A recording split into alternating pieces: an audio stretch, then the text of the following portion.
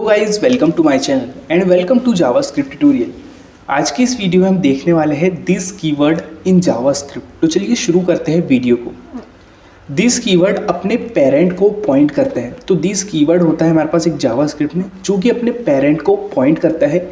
This keyword refer to the object it's belong to, वो उसे refer करता है वो जिसे बिलोंग्स कर रहा है। नॉर्मल और regular function this refer to global object. अगर हम रेगुलर या नॉर्मल फंक्शन में कंसोल में आप दिस लिखेंगे तो अपने ग्लोबल ऑब्जेक्ट को रिफ़र करता है, पॉइंट करता है, क्योंकि दिस कीवर्ड एक ग्लोबल ऑब्जेक्ट है। In a method this refer to owner object. कोई भी मेथड में वो अपने ऑनर ऑब्जेक्ट को जो उसका पेरेंट है उसको पॉइंट करता है, रिफ़र करता है।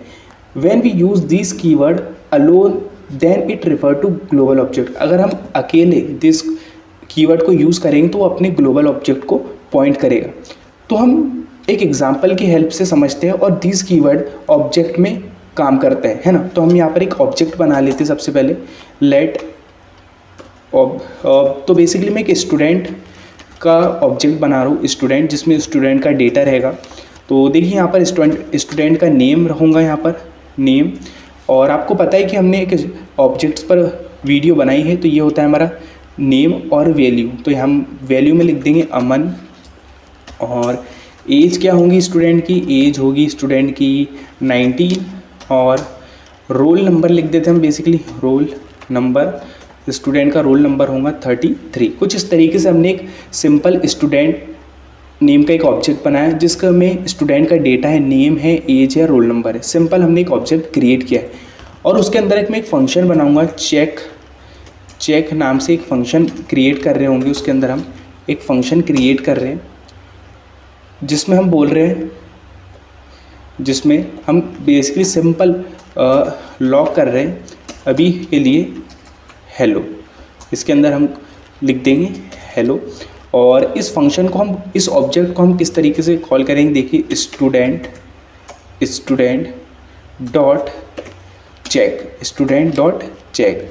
कुछ इस तरीके से हमने ये फंक्शन को बनाया। और ये देखिए एरर क्यों आ रहा है, क्योंकि यहाँ पर हमने कॉमा नहीं लगाया। जैसे मैं कॉमा लगाऊंगा ये एरर भी हट जाएगा। तो हमने एक ऑब्जेक्ट बनाया, उसके अंदर हमने एक फंक्शन बनाया और स्टूडेंट डॉट चेक से हम ये फंक्शन को कॉल कर रहे हैं। तो देखिए हमें सिंपली अभी तो हेलो मिल रहा होगा। मान लीजिए, तो ये हमने क्या समझा, जो दिस कीवर्ड है वो अपने पेरेंट को पॉइंट करता है। तो इस फंक्शन का पेरेंट कौन हुआ, इस फंक्शन का पेरेंट हुआ स्टूडेंट ऑब्जेक्ट। ये पूरा इस फंक्शन का, इस चेक का फंक्शन का पेरेंट है स्टूडेंट। अब हम यहाँ पर सीखने वाले हैं दिस कीवर्ड के बारे में। तो देखिए दिस कीवर्ड अपने पेरेंट को पॉइंट करता है। तो अभी देख लिए इस फंक्शन का पेरेंट कौन है, इस फंक्शन का पेरेंट है पूरा स्टूडेंट। तो पूरा स्टूडेंट डेटा जो होगा वो दिस के अंदर होगा, क्योंकि दिस अपने पेरेंट ऑब्जेक्ट को पॉइंट करता है। तो अब जब हम दिस लिख रहे हैं तो दिस अपने स्टूडेंट को पॉइंट करेगा और जो पूरा डेटा है, नेम, एज, रोल नंबर, ये हमें दिस आउटपुट कराएगा। तो हम सेव करते हैं इसे। देखिए नेम, हमारे पास नेम है, एज है और रोल नंबर है। तो इसने हमने दीज ने पूरे डेटा को पॉइंट करा। मान लीजिए हमें दीज, अगर नेम को आउटपुट करना है सिर्फ, तो आप लिख देंगे दीज डॉट नेम, तो आपको नेम मिल रहा होगा। अगर आप दीज डॉट एज लिख रहे होंगे तो आपको एज मिल रही होंगी।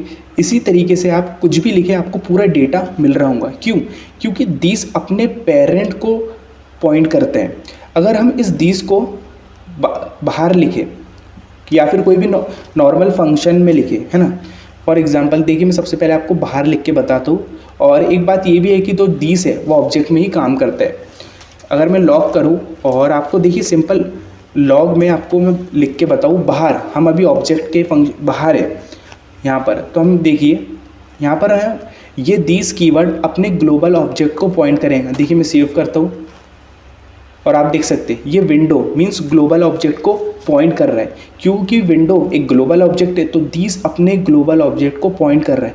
चाहे आप उसको अकेले बाहर रखें या कोई फंक्शन में रखें, नॉर्मल फंक्शन में, जैसे मैंने बना लिया ए नाम का फंक्शन और उसमें भी हम लॉक करके रख रहे हैं दिस को। तो ये अपने ग्लोबल ऑब्जेक्ट को पॉइंट कर रहा है। देखिए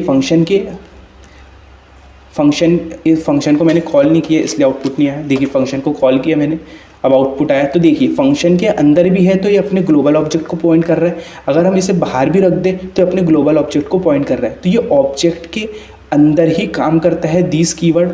और दिस अगर अकेला है तो वो अपने ग्लोबल ऑब्जेक्ट को पॉइंट करेगा। अगर वो किसी के अंदर है, जैसे कि जो चेक फंक्शन है वो स्टूडेंट ऑब्जेक्ट के अंदर है, तो दिस का पेरेंट अभी स्टूडेंट हुआ तो इस पूरे स्टूडेंट को वो पॉइंट करेगा। ये दिस का काम होता है, नहीं तो वो अपने ग्लोबल ऑब्जेक्ट को पॉइंट करता है। और दिस कीवर्ड की मदद से हम पूरा डेटा एक्सेस कर सकते हैं। और यहाँ पर ये हेल्प होती है हमें कि बार बार हमें हमारे ऑब्जेक्ट का नेम नहीं लिखना पड़ता, student dot name, student dot H, इस तरीके से। अभी तो ठीक है हमारे पास, अगर हमारे पास बहुत बड़ा डेटा हो तो ये दिस कीवर्ड हमें बहुत हेल्पफुल करता है। और दिस कीवर्ड अपने पेरेंट को पॉइंट करता है और पूरी प्रॉपर्टी हमारे एक्सेस करके देता है। अगर हम उसे बाहर लिखेंगे दिस कीवर्ड को तो वो ग्लोबल ऑब्जेक्ट को पॉइंट करेगा। तो ये था यार टोटली दिस कीवर्ड के बारे में। अगर यार आपको वीडियो अच्छा लगा हो तो प्लीज़ इस वीडियो को लाइक करें, शेयर करें अपने दोस्तों में, और कमेंट करके यार ज़रूर बताना कि आपको वीडियो कैसा लगा। अगर यार आपने चैनल को अभी तक सब्सक्राइब नहीं किया है तो यार प्लीज़ चैनल को सब्सक्राइब कर दीजिए कि आपको इसी तरीके से कंटेंट, ट्यूटोरियल और प्रोजेक्ट्स मिलने वाले हैं। Thanks for watching.